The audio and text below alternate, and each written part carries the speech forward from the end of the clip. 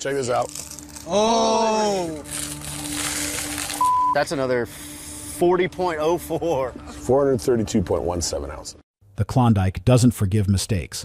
It buries them. Fortunes have been made here, but far more have vanished beneath frozen gravel and shattered ambition. Most miners chase new ground, fresh cuts, untouched pay. Almost no one goes back to what already failed. But this season, Ness did the unthinkable. While others searched for the next big strike, he turned toward something everyone else had abandoned, a sealed shaft buried under ice and doubt. It wasn't flashy. It wasn't trending. On paper, it was a dead zone, a forgotten experiment that had already disappointed once before. And that's exactly why it mattered. Reopening that tunnel wasn't just another mining move. It was a gamble that could define an entire career. In the Klondike, old ground usually means old disappointment. Previous crews had drilled it, sampled it, walked away. The records showed nothing spectacular. No headlines. No hidden fortune waiting to explode. But the moment the first loads rolled through the wash plant, something shifted. The numbers didn't just climb, they surged. Gold counts that were expected to be modest began turning into totals that made even veteran miners pause mid-cleanup. 1 week looked promising. The next looked impossible. Then the pattern repeated. Quiet at first, then undeniable. Rick didn't celebrate. He recalculated. Equipment was repositioned. Access points reinforced. Word kept tight. The entire operation transformed from hopeful experiment to controlled extraction almost overnight. Because when the ground starts whispering something extraordinary, you don't announce it. You lean in and listen. What made this shaft different wasn't luck. It was structure. A pay layer positioned in a way earlier crews may have misunderstood. Gold locked in a zone too deep, too angled, or simply too overlooked for older methods to catch. And once Rick recognized that pattern, everything changed. Now whispers are becoming hard numbers. Numbers pointing toward a staggering $195 million potential haul from a tunnel nearly erased from the map. But here's the bigger question. If one abandoned shaft could hold that kind of promise, how many more have been written off too soon? Stay with us as we break down the geology, the gamble, and the one decision that could cement this as Rick's greatest comeback, or the most expensive miscalculation of his career.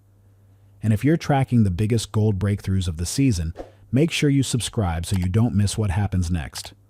Long before this season began, that shaft was nothing more than a name in old mining records. In reality, it had been abandoned and left to decay. Years ago, crews had worked there, equipment had run, men had gone down into the dark. Then one day, everything stopped. Not because the gold ran out, but because the conditions became too dangerous. Flooding, weak ground, collapsing walls. Eventually, it was labeled what miners call dead ground. Not worthless, just too risky to justify. From the surface, it looked like a graveyard of rusted steel and half-sunken beams. A dark opening in frozen earth, almost like a warning sign. Old shafts are unpredictable. They fill with water. Air turns toxic. Support structures fail without warning. Reopening one isn't just difficult, it's a multi-million-dollar risk with no safety net. And that's exactly what caught Rick's attention. While others searched for fresh claims and untouched pay, Rick dug through historical reports. Something didn't add up. The shutdown hadn't been marked as worked out. It had been marked unstable. That meant the gold hadn't beaten them. The conditions had. To Rick, that changed everything. If past crews lacked the technology or resources to safely extract what was there, then maybe the story wasn't over. Maybe it had simply been paused. Of course, reopening it meant serious commitment. Industrial pumping systems to clear the water, reinforced supports to prevent cave-ins, proper ventilation to handle dangerous gases. The upfront cost alone ran into the millions, and there were no guarantees. Even within the team, doubts surfaced. If there was real value down there, why had others walked away? But Rick saw it differently. If the gold had truly been exhausted, that would have been documented. unstable didn't mean empty. It meant unfinished. Where others saw danger, Rick saw opportunity. This wasn't about chasing new ground. It was about revisiting a missed chapter, one abandoned not for lack of gold, but for lack of capability. The choice wasn't simple. If nothing lay beneath, the loss would be massive. But if something did, then it would prove a powerful truth. Sometimes the richest ground isn't the newest claim. It's the place everyone else gave up on. And with that mindset, Rick made the call to reopen the forgotten shaft, a decision that would either cement his legacy or become the most expensive mistake of his career. Rick didn't see it the way everyone else did. While most of the crew pushed for fresh ground and safer bets, he stood firm. Everyone runs toward new claims, he told them, but the real gold is usually hiding in the places people are afraid to go back to. To him, the old reports said everything. The shaft had been labeled unstable, not depleted. That single word changed the entire story. It didn't mean the gold was gone. It meant the miners before them didn't have the tools, the support systems, or the conditions to finish the job. The ground hadn't failed. The circumstances had. Still, believing that and betting millions on it were two different things. This wasn't just another tactical move. It was a high-stakes gamble. If Rick was wrong, the financial hit would be massive. At least with new ground, there's hope baked into the risk. Here, danger was guaranteed from day one. When the machines finally dropped into that long-abandoned shaft, there was no instant payoff, no glittering chunks, no dramatic moment. What came up looked painfully average. Soaked clay, scattered rock, the same muddy blend miners handle every day. The first truckloads didn't scream, jackpot. They whispered, hard labor. In that first week, roughly 1,200 cubic yards were hauled out, a solid start by industry standards. Pumps hummed, equipment settled into rhythm. From the outside, it looked like any other operation finding its footing. But gold stories aren't written at the dig site. They're written in the cleanup room. When the first cleanup came in, expectations were modest. 40, maybe 50 ounces. That would have been respectable for a fresh cut. Instead, the scale read about 110 ounces. Strong, encouraging, but not earth-shattering. The second cleanup shifted the tone. This time, only around 300 cubic yards were processed, less material than before. Yet the gold room reported roughly 140 ounces, less dirt, more gold. Now people started paying attention. Maybe it was just a tight, rich pocket. That happens. A sweet spot that fades as quickly as it appears. Then came the third cleanup. Around 400 cubic yards produced close to 210 ounces. The math was becoming impossible to ignore. Recovery rates were hovering near half an ounce per cubic yard, 5 to 8 times higher than what typical placer ground delivers. Someone quietly said, "Check the scale." They did. Then they checked it again. The samples were reviewed. The system was inspected. Every step confirmed the same thing. The numbers were real. By the fourth cleanup, about 500 cubic yards yielding 275 ounces, the pattern was undeniable. Total recovery from the initial cuts had climbed past 700 ounces. And this was still early-stage excavation. That's when the mood changed. This wasn't a lucky streak. It wasn't a fluke pocket. It was consistent. Layer after layer. And the strangest part? The ground still looked ordinary. No visible veins. No flashy nuggets staring back at them. Just plain material on the surface. But once it ran through the plant, dense, heavy gold kept appearing. Invisible to the eye. Obvious in the results. Now the question wasn't whether there was gold in that shaft. The real question was, how deep did this system go, and how big was it about to become? At that point, the conversation shifted. It was no longer about whether there was gold down there. The only thing that mattered now was how big this could get. That realization hit the crew all at once. They weren't just working a decent claim. They were standing on what looked like a developing system. And that's when everything changed. Up until then, operations had been routine. 2 excavators working side by side in the same cut, 1 primary wash plant, around 18 crew members running a standard 10-hour day shift. Steady progress, solid cleanups, morale building with each weigh-in.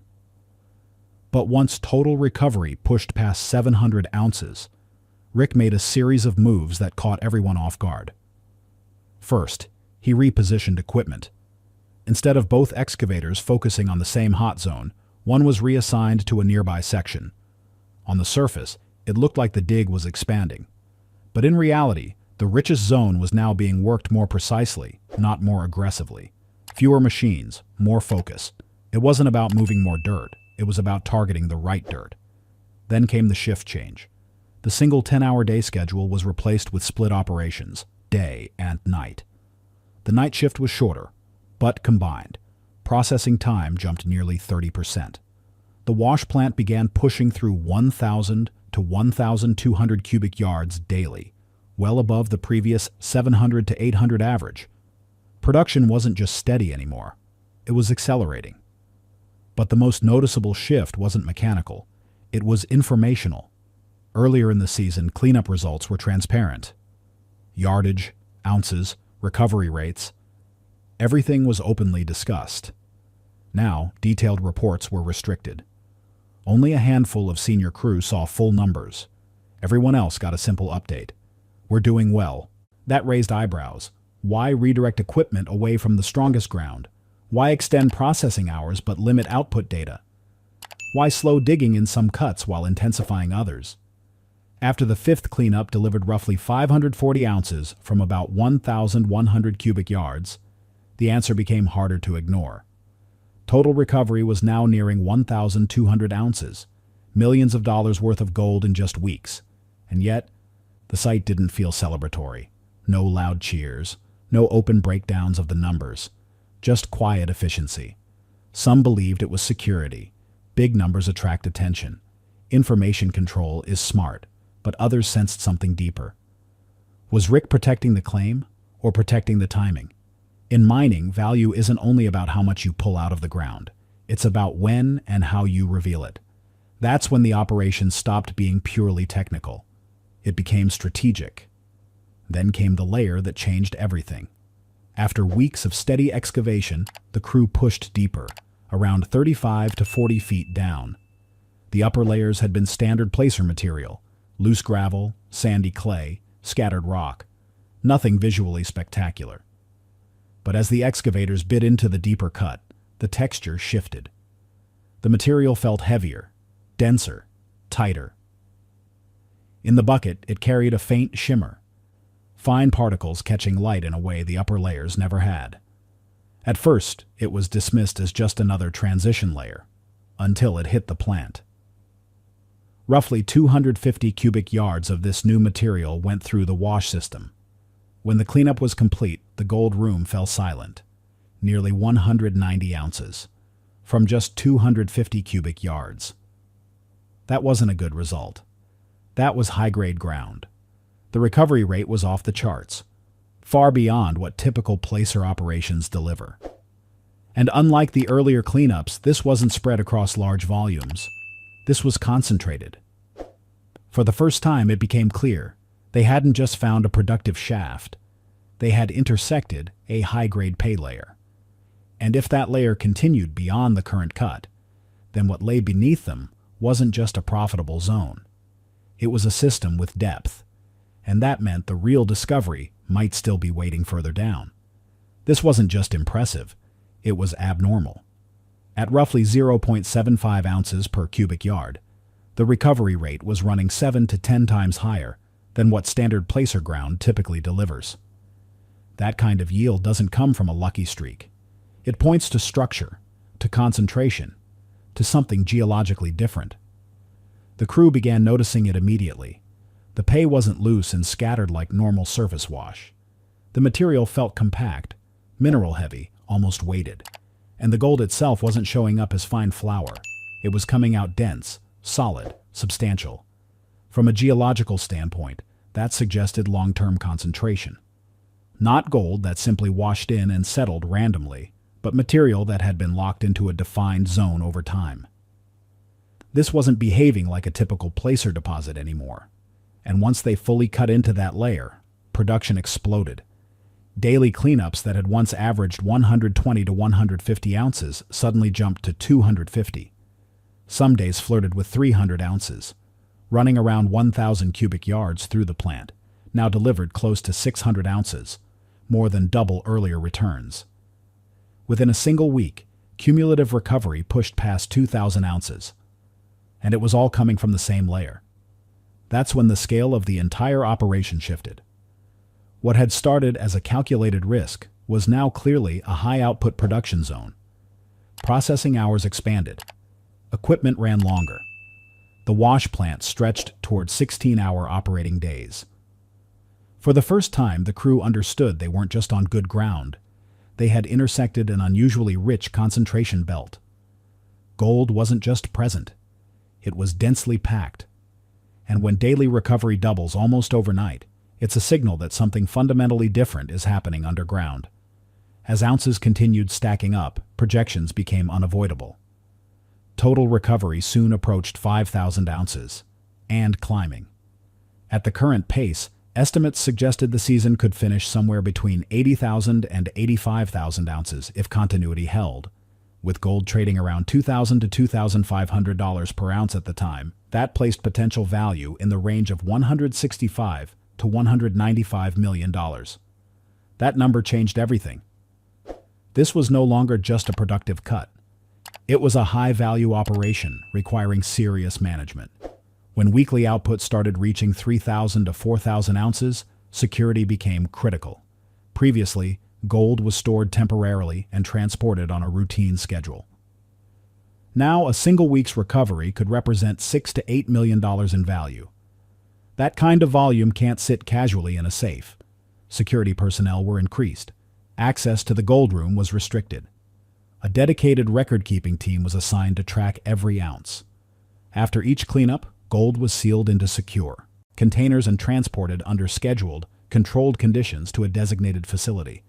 Logistics began to resemble financial operations more than field mining. This was the turning point where the project stopped being exploration.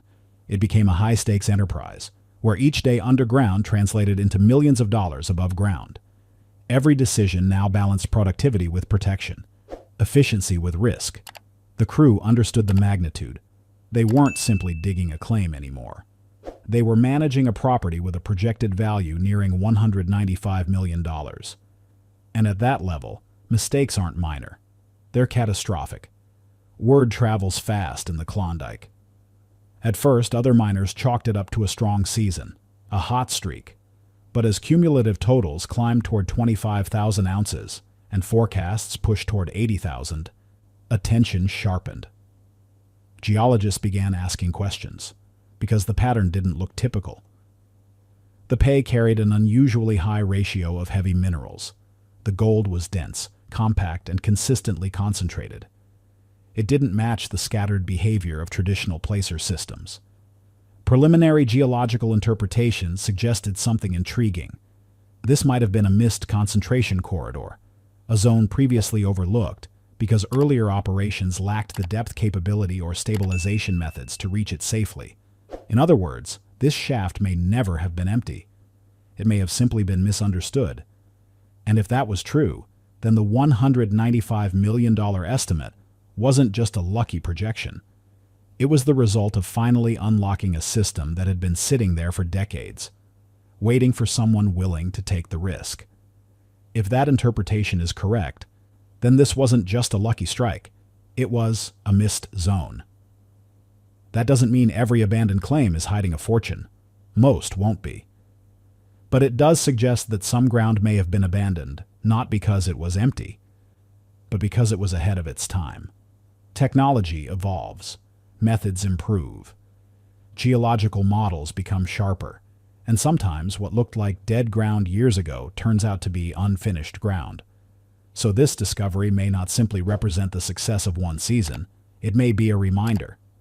A clue that beneath layers of history, and beneath assumptions built on older data, there are still stories waiting to be uncovered. If that's true, then the future of the Klondike might not belong only to new claims and fresh cuts. It may also belong to the forgotten places, where the next chapter has been quietly waiting all along.